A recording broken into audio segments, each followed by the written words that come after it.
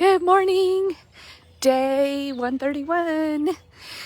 It's a beautiful morning. We got a little bit of clouds, so we're not going to see the sun, or at least not right now. Still a beautiful morning, warmer temperatures. Got to get rid of the coat and the scarf, hopefully for many months. And so we're in Proverbs 25 this morning, and the concept of toxic positivity came to mind. Do you know anybody like that? They're just like sticky, sweet, and positive all the time. Kind of used to be me. Like a little bit naive, sees everything through rose-colored glasses. Like, it's good to be positive, but you also got to live in reality. And that was part of my way of just sort of always reframing, seeing the silver lining. Again, not bad, but when it goes too far, too much of anything is toxic. That's a little bit what I was picking up on in chapter 25, chapter 25 of the book of Proverbs. And specifically, there were about 4 verses that popped out to me, but I could really see the thread of it throughout the book. And verses 19 and 20 talked about when you rely on an unreliable person, it's like chewing with a broken tooth or walking on a lame foot. Like, ooh. And you're like, well, that doesn't sound very positive. You're right, it doesn't. And then in the next verse, it talks about somebody with a heavy heart. If you go and sing happy songs to somebody with a heavy heart, it's like pouring vinegar on a wound. It said something else too, but something's very similar to that. It gave 2 examples, sort of like the broken tooth and the lame foot in the previous one. And I love the imagery of all of that because you can feel it, right? Vinegar in a wound. And that is kind of what toxic positivity does to us. And in the self-help world, now I think we're kind of learning how to, this is what we've learned from it, is that, that was toxic positivity. This is why it wasn't working for people. But there's still a lot of it out there and a lot of misunderstanding. And people, there was the parody on Saturday Night Live, of the person looking in the mirror going, or talking to the camera, I am wonderful, I am great, and gosh darn it, I'm, you know who I'm talking about. And that's sort of what we think of when we think of like the self-help. Like, we just need to say positive affirmations. We need to manifest things. We need to, just visualize and everything will be great. Our lives we don't really have to do a lot of work. We just have to think positive. And that's toxic. Not just when we do it to other people, but how I'm going to interpret this verse, because we're all multiple personalities. Did you know that? You're like 2 people within one. You've got your survival self that really has to navigate this physical world, and there's a lot of stuff that goes along with that we've got to pay attention to. But then we've got this higher self, and there's this tension between the two. And how do you navigate? This is like all throughout the Bible referred to as the flesh, and then your wise and higher self, or the godly, part of you that knows that there's a better way. And often the 2 ways of doing things are in opposition. One is worried about the here and now. I got to survive right now and make it through today. We'll worry about tomorrow. And the other sees the big picture and the long term. And often when you take the longer term perspective, some of the solutions that your survival self will have don't work in the long term. Hence the book of Proverbs, wisdom, foolishness. Those are the 2 selves you have warring constantly within yourself, the wise and the fool. And a lot of us let the fool win because that feels more immediate and urgent and what we must do. It can be overwhelming and strong. And what toxic positivity does, because your brain can call BS on this stuff. And when you try to say, so let's take the first verse, let's break it down.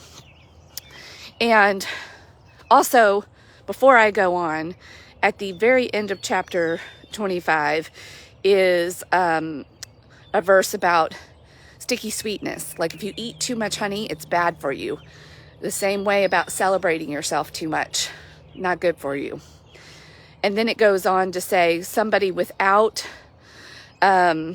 self-control is like a city with crumbling walls. So I think those two tie that's why I kind of brought it back to the self. And so I'm looping these things together, and even some of the verses in between are very much support this. So when let's say we want to make a change, and this is what a lot of people do at the beginning of the year, they make a resolution, you sign up for a 30-day challenge, you're like, I'm gonna do it, and blah, blah, blah. And by day 3, it's like, oh, it's too hard, I can't do it.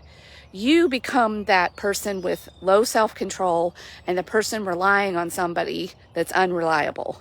So you're not able to rely on yourself and have your own back.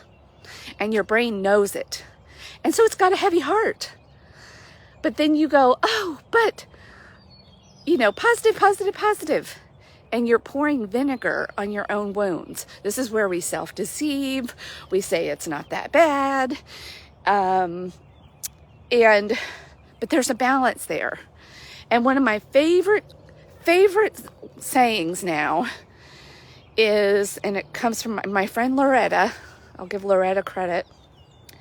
One day we were all in a group discussion, and she said, grace but no excuses. And I was like, bingo.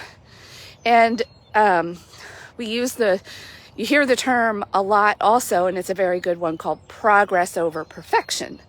Because the perfectionism is part of what will happen that makes you unreliable, is you'll set this really perfect intention, this rigid, and you might be an all or nothing thinker. And then if by day 3 you didn't do it perfectly, you're like, well, screw it. Might as well just go all out. And you actually make it worse by being perfectionistic. So that's why we want to stay focused on progress. You go, and then but that's what grace with no excuses also does. It's like, okay, I messed up. Here's why. Because when you have no excuses, you have to find a reason. You can't just say, oh, it was a busy day. Oh, my husband was a jerk. Oh, the kids just made me crazy. My boss, blah, blah, blah, blah. Those are excuses. Now, they may be really valid reasons, but in order to not have an excuse, you've got to be real honest and dig below and find out, okay, what happened? I didn't get enough sleep. Then I was so tired and my body was craving sugar and carbs, quick things. And then I didn't stick to my resolution or my challenge, whatever, to eat this certain way and avoid sugary, carby foods, whatever. I'm just throwing an example out there. Dieting is one that we've probably all done. And we commit ourselves, or the fitness challenge, you commit to doing the 30-minute workout every morning at 6. And then, you have insomnia the night before and you're like, and so you don't rely. But if you go down that rabbit hole of either trying to just be so positive about it and over excusing yourself, and then you continue with the habit of you get off track instead of getting back on track. You miss 3 workouts instead of just getting right back to it.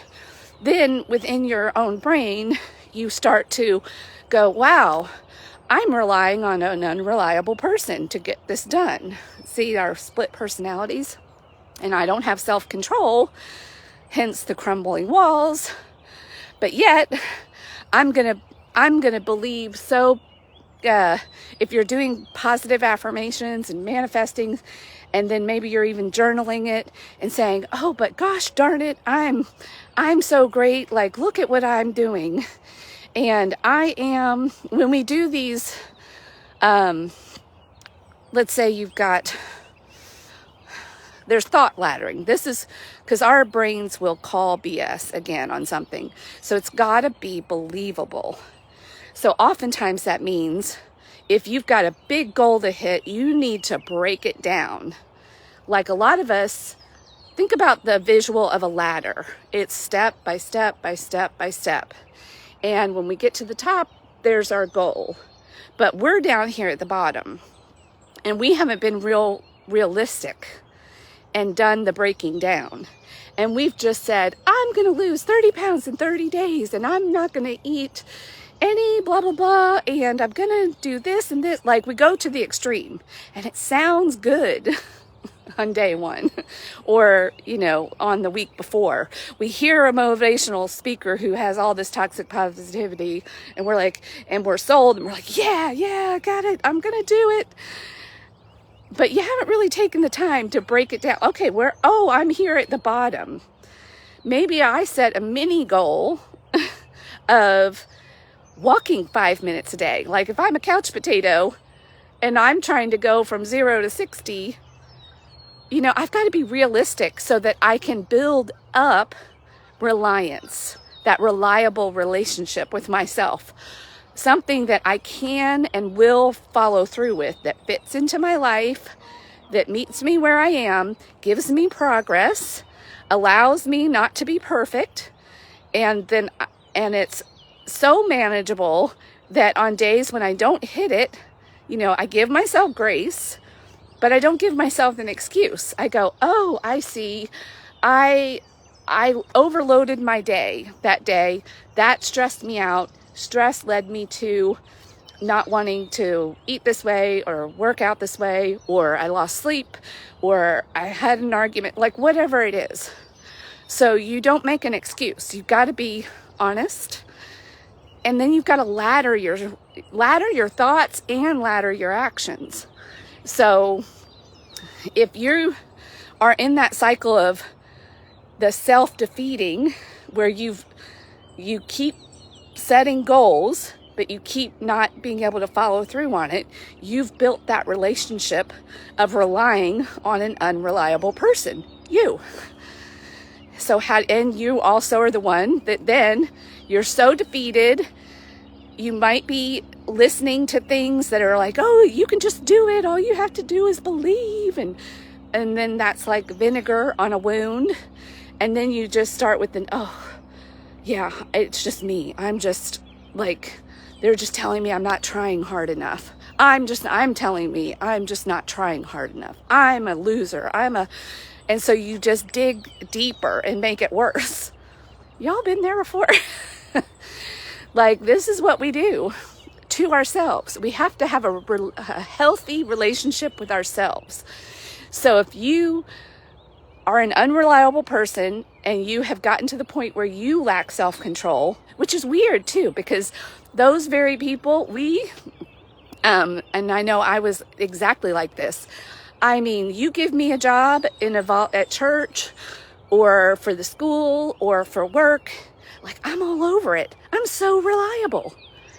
But I couldn't rely on myself. I was putting myself at the bottom of that ladder and putting everybody else's wants and needs, and to build their business, to build their church, like whatever, putting everybody else up there, still having my own goals and desires, but just going, oh, well, it doesn't matter. It does matter. And when you treat yourself like you don't matter, but then yes, you keep setting these things that say, I do matter, and then you don't follow through. See that cycle we get on? And then we just think, oh, I'm terrible. I don't have any self-control. And I can't do it. And I just need to try harder, and I need to be meaner to myself. That's what I need to do. I need to be mean to myself. I need to really just whip myself into shape, and, and then it doesn't work. So you've got to have the right balance of positivity and the right balance of honesty, reality, like all of it. It's got to be brought back into alignment. So this is why I often tell people, and I've had to tell myself, like, forget everything you know. Start like a newbie, allow yourself to be a beginner and a rookie, and take baby steps. Because when you have that relationship with yourself, you've got to start all over again. And you've got to build it small and slow.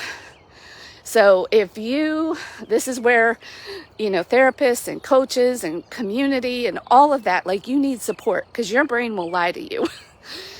And it will be like vinegar in a wound. And you'll be scolding yourself and praising yourself at the same time, or listening to people that are like, just do it. You just have to believe in yourself, and blah, blah, blah. All that nonsense.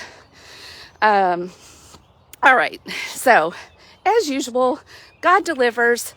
This is not, anything that I'm doing. I'm just like, I'm going to the Bible. We're learning together. We're rising and shining together. And that's what I am even doing with these walks. I'm building self-reliance, self-control, discipline, day by day, step by step. And every day's not perfect. I got 5 hours of sleep last night. Talk to me later. If you followed me around with a video camera all day, you're not going to see happy, sunshiny. But I'm building day by day, step by step, self-control, and being able to rely on myself. And that brings an appropriate amount of celebration and eating the honey, but not too much. Like, we got to stay humble, and we got to always know that we've always got more ground to cover, improvements to make. We don't have it figured out, because life brings something new every day that will make you up your game or try to take you down. All right. Love you. Bye.